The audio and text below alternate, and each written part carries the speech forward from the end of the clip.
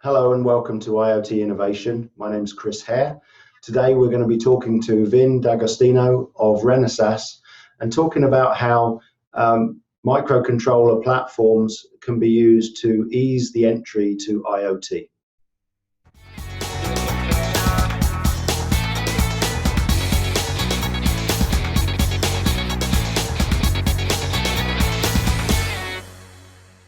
This episode of IoT Innovation is sponsored by Anritsu.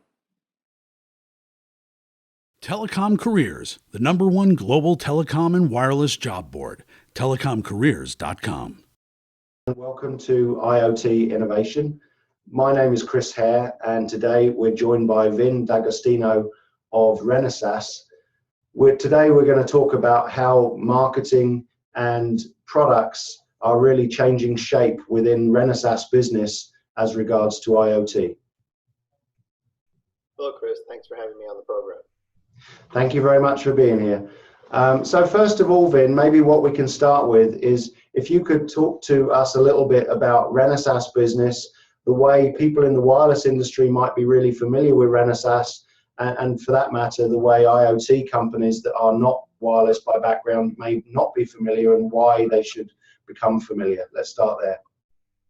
Sure. Well, the Internet of Things starts with things, and Renesas has been in things for a very long time. Renesas is a over time combination of Hitachi microcontrollers, Mitsubishi microcontrollers, and NEC microcontrollers. And with those mergers and changes in product line, Renesas has really changed over 20 years from having very large parts that were dedicated more specific applications in consumer electronics or automotive into a very broad-based product line where we are in some of the smallest things that you can think of and some of the largest things you can think of with the complement of products that we have. And we've recently seen a need as a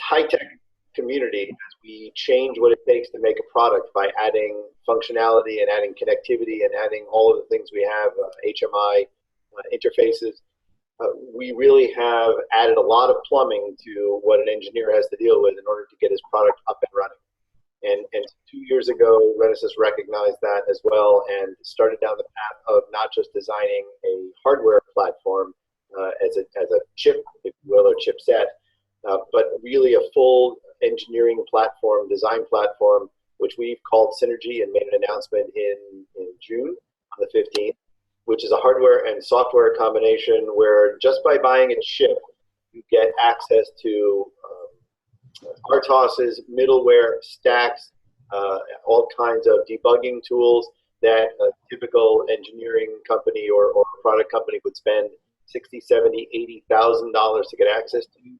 And you get that by simply designing on the Synergy hardware so that you get a standardized API throughout the entire family. So whether it's a small part or a large part, whether you have decided to implement audio with I2S or with PCM, you essentially use the same calls and the same information from an application perspective, and the only thing that changes is how you have configured the software underneath, which is all done either through drag and drop or through menus for every dime or every penny. And a product like Synergy has a higher value in the marketplace, and so I would have thought that would have been something that they would have shied away because their bill of materials has gone up.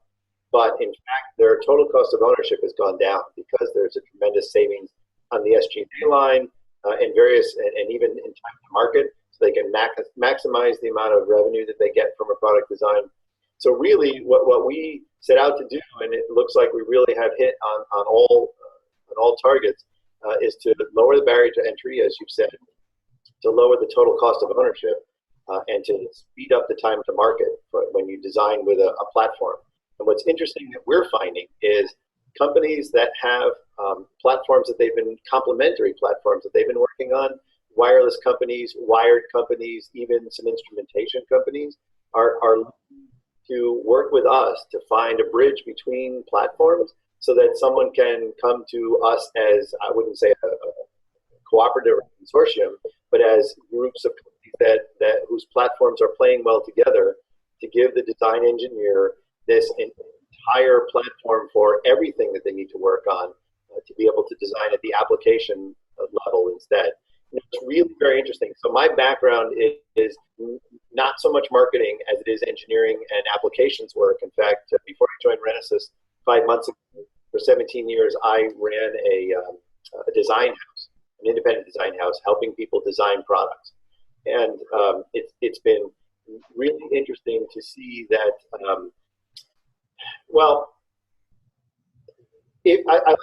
I like to use a flashlight as an example, because I've always pushed our customers to say, what is the essence of your product as you're going through this transformation from not having microcontrollers in some cases and software to adding this high technology. What is the essence that makes your product a product? And look at a flashlight. In order to be a flashlight, you have to have a light that turns on. It doesn't even have to go off, but at least it has to go on, or you're not a flashlight. So all the discussion about ergonomic handles and reflectors, and whether you have two different LEDs at different color temperatures and you change the color temperature of the light as you dim it, any of these advanced features, or even an internet connectivity that makes your cell phone beep when the battery in your flashlight is getting low, all of those features are not making it a flashlight until the light comes on. But yet there's all of this plumbing that has to be in place before that light turns on. And so by simply automating that and allowing it to be done, all the design to be done at a platform level instead of down in the bits and bytes, it really shrinks the time that it takes for you to get that light on in the flashlight. And then the rest of your development time is spent innovating in areas where you can differentiate your product from the balance of your competitors in your marketplace, which is interesting because I've seen in talking to the clients that I've worked with over the last 17 years, their embedded systems people are being stretched and stretched and stretched to barely get stuff functional by the time they hit a trade show or hit a launch date. And now they can really spend more time differentiating their product instead of just getting things, quote unquote, working. Right. The other interesting thing is some customers who are looking at working at the platform level are actually looking at making changes to the landscape of their engineering community. You know, right now, when someone wants to develop a human, an HMI, human machine interface, the marketing people are working mostly with embedded systems engineers. And so there's a little bit of a disconnect in how the marketing and customers look at a product and how engineers look at a product. You know, I've always said when I was working with customers, take my opinion with a grain of salt about how the UI should work, because I know what's inside the box. And so I'm going to think about it differently than your consumer and user who really doesn't care what's inside the box. They just want it to work.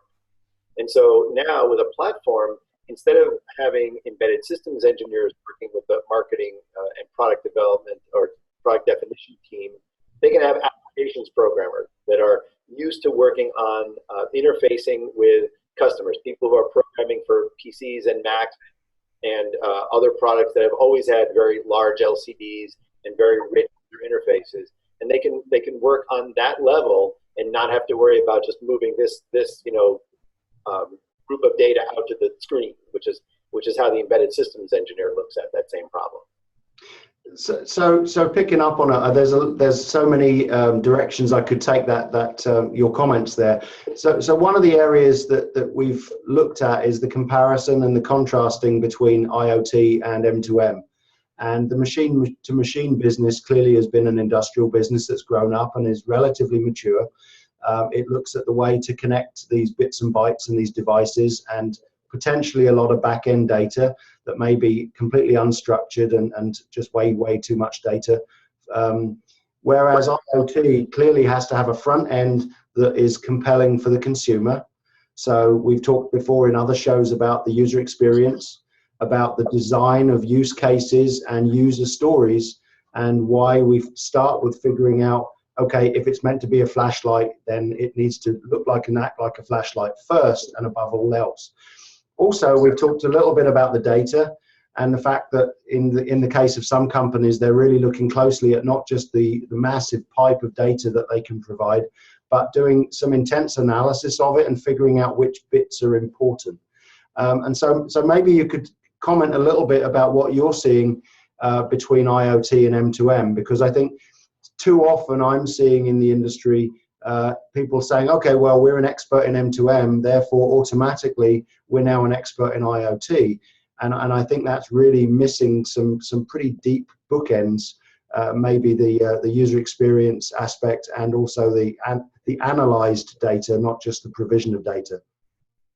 Yeah, and that's a very interesting question, because I think that it's going to be something that the engineering community and the product development and product definition people who are playing in IoT are going to wrestle with for a while.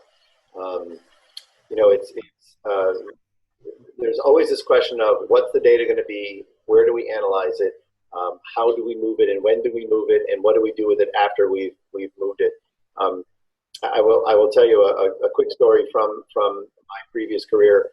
I used to work for a company that made ultrasonic welding equipment, and we were working on what was then advanced controls, but that was 25 years ago. So now it's what a second grader might be doing in technology. And we had a customer in the Chicago area that was a medical company, and they really wanted to know more and more about the process. And we were working on a module that was going to allow a printer interface so that each weld of plastic would print out things like the depth of movement and the amount of energy used and the time of the weld and all of that.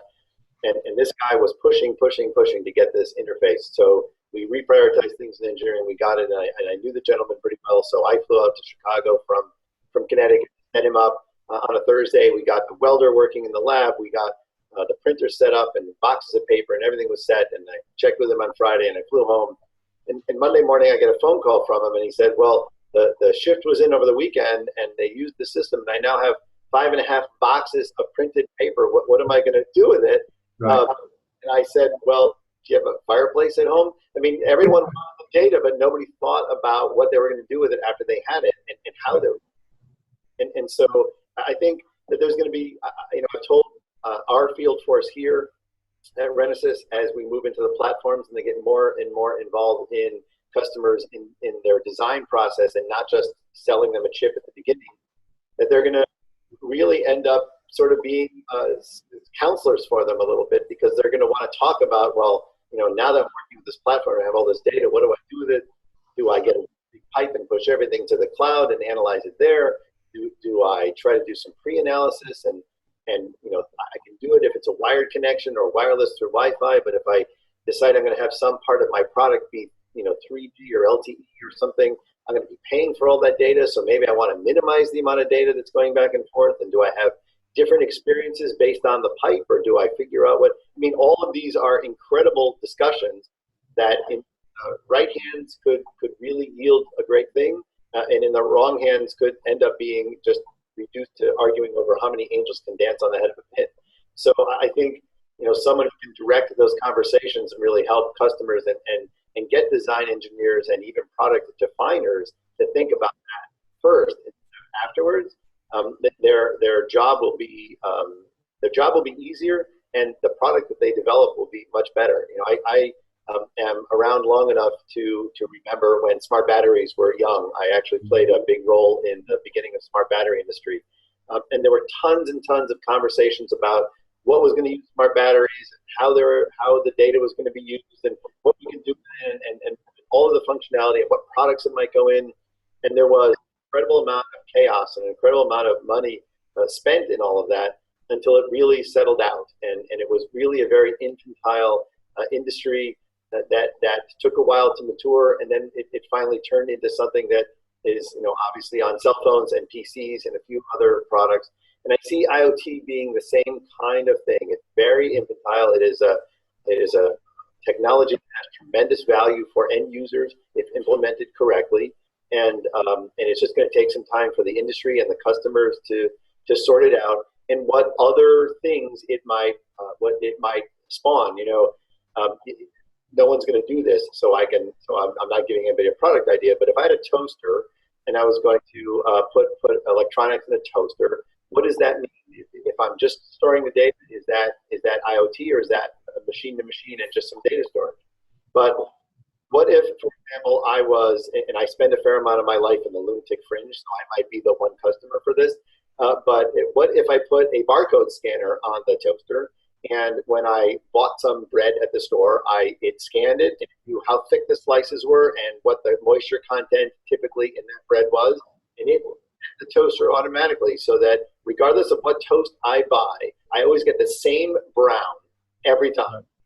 Right now, I'll do it. My wife will turn it to 5. I'll turn it to 4 with switched breads. It's a little thicker. It comes out darker. Wouldn't it be great? Now that's suddenly $1,000 toaster, but that is really cool. And what if suddenly somebody had ideas for recipes, and the toaster went and showed you 5 people who posted recipes for that particular toast, and it came up? I mean, all of a sudden, that technically is still considered by machine-to-machine situation, because none of that's monetized. But if somebody sold a subscription to that service, or somebody sold a subscription to the recipes, now all of a sudden that's data being massaged and transmitted and stored and analyzed in the cloud, and data is being pushed to you from it, and it's being monetized. And that is what everyone considers a classic IoT situation. So I think coming on from that, I mean, we had a conversation previously with a gentleman from Adobe where we were talking about the right sizing and the personalization of marketing. And we talked about the movie examples of things like Minority Report, where suddenly all these coupons are following you down the street, but they know what your buying habits are and what your spending history is, and they kind of propagate that with you. I think the challenge we discussed during that interview was making it somewhere below the creepy level. In other words, it's, with Google Now, for example, I'm very used to it helping me, and I treat it as help. However, there may be people in my family or friends that if they got the same amount of help, they might consider it intrusive. And I think one of the points here is you never know if you've crossed that line until you cross it. And that line changes no matter who you are. But coming back to one of your other points about trying to educate people in the IoT world, my business partner and I ran a workshop at a conference in San Francisco a few months ago, and we loosely titled it 100 Questions of IoT, and really what it boiled down to was 100 plus due diligence style questions that you need to have asked yourself to go get a successful IoT project. We've started building into our projects a line item in the budget that's called education, because I think that when everyone making wireless devices was somewhat equally educated, it was enough of a challenge to make a successful product. But today you've got all sorts of companies, all sorts of walks of life joining in, and you have to really go back to basics, because their knowledge of IoT may not even get to the basics of wireless. And that presents some really serious challenges, whether you're making an educated toaster or whether you're making a device that goes in luggage, or all sorts of other examples that we've seen where things that might be obvious to us with our background are really non-obvious. What are you seeing from Renesas' perspective of those type of situations and those kind of customers? So, I think that, we talked briefly before about Renesas' new platform product, and that is getting some great response in the marketplace for people who are saying, my God, you're taking care of all of the stuff that I was worried about in this. But that not every system necessarily needs an RTOS or needs everything that Synergy has in it. And I think about, when we talk to some people, all they want are intelligent sensors, and they still are in the big pipe mode where they just have intelligent sensors pushing up data, will do everything in the cloud. In that case, it really isn't a user interface. There isn't any local data storage. And what you want is something that has incredibly good interface to the real world, whether it's A to Ds and D to As, or whether you're processing light or sound or voltage or things to turn stuff on and off, or even outputs to dim things or change devices, parameters. and a really good solid interface to a link to wherever that cloud service is that's going to do all the analysis. And so for that situation, a platform is not necessarily the right approach, but Renesas has other products, our RL, our X, our Z product lines, which are best-in-class silicon and have a rich history of support software available and do for those people who want to play with other RTOSes or other stacks, do have the ability to work with all of those. And I think there'll be always a class of customer that wants to do that or needs to do that, because without the, I remember taking, when I was working on my master's in computer science, taking an operating system class, and their definition for an operating system was the management of shared valuable resources. Mm-hmm. Old mainframes, because I'm old enough to remember them, you had multiple users trying to use the same printer, the same disk, the same CPU core to run their jobs. And so the operating system managed all of those. When you get to the PC level, you don't have multiple users necessarily on the same machine, but you have multiple programs that are all trying to access the printer or access the disk. And so you're still managing these shared variable resources. In the case of an embedded system, when you are doing file systems and you're doing HMI and you want it to be responsive and you've got communications, here again, the management is oriented slightly differently, but you're managing these multiple things all trying to get access to the same spot at the same time. Right. But the system where you don't have that, where you simply have a main loop of code that's going out and getting data, pushing it out the door, and getting data and pushing it out the door, the ability to do that efficiently and in a cost-effective way is also very important, because for those people, their real monetized value is in the data analysis. Their product, quote unquote, doesn't have a lot of features and functions on the face of it. There aren't knobs, there aren't buttons, there aren't lights, and things to manage. And so for that, one of our other products may be much more appropriate. But because we have the background in working on the things part of Internet of Things, and we have our Synergy product who's going to help take it end to end with those people who need to do everything from take the data to massage it locally, to present it locally, to configure it locally, and then send it up.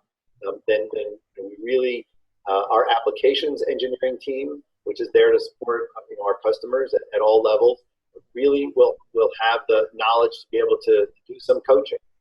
But I think a lot of the coaching is going to happen on the local level with field applications engineers, with our sales team, and even with some of the other areas where customers will get some education. Recognize this need for training, in fact.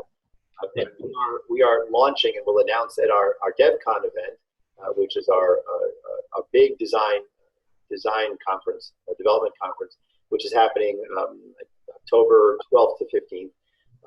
We are going to be announcing some certified training centers that we're going to put around the country. The first 2 will be open by DevCon, and there'll be 10 by the end of 2016, where customers can come and take classes on a regular basis, and there will be engineering support there available to help them get their product up and running. And even in some cases, if they wanted help developing the whole product, they'd be able to. These certified training centers will be housed in our Alliance Partner Program independent design houses. So there'll be design engineering help available to those people who want to look for an IDH to help them develop their product.